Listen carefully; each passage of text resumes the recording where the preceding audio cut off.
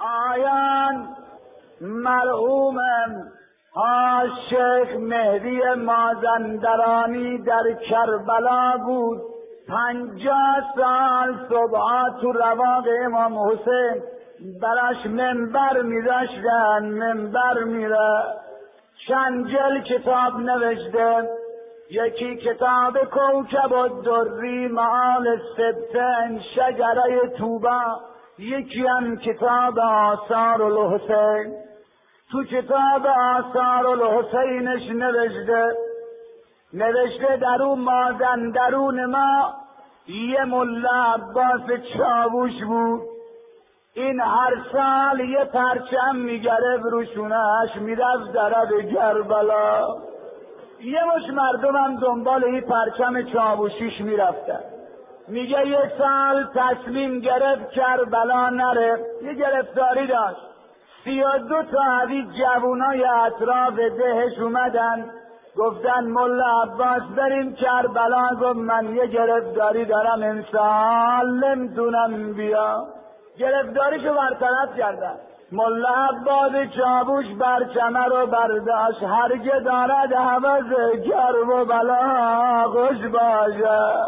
ملا عباس چاووش رو افتاد، جمعیتی از مردم هی عدیده به اون شهر، ادو شهر به اون صحرا جمعیتی شدن تا رسیدن نزدیکیای کربلا.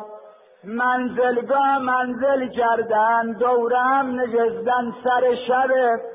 یه وقت ملا عباس گفت رفقا امشب چه شبیه؟ گفتن شب جمعه. گفت رفقا او چراغا را میبینید اونجا؟ گفتن آره. گفت اونا چراغای گلدسته های حرم حسینه. انشالله منم یه شبی همون چراغا رو نشونتون میدم های مردم. انشالله یه دفعه همی پرچم مهدیه رو برداریم با شما بریم کربلا. ملا عباس چاووش گفت رفقا او چراغای گلدسته کربلاست، یه منزل بیشتر نیست. میدونم خسته و منده و ناراحتین، اما بیان چون شب جمعه است یه منزل دیگرم بریم شب جمعه زیارتی از امام حسین بکنیم. گفتن باشه میریم. همه را آفیدن اومدن. اون وقتا مسافرخونه نبود، هتلم نبود، سراهایی بود.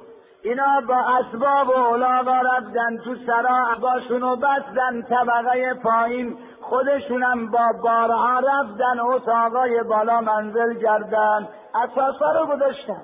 ملا عباس گفت رفقا اساسا رو ول کنین.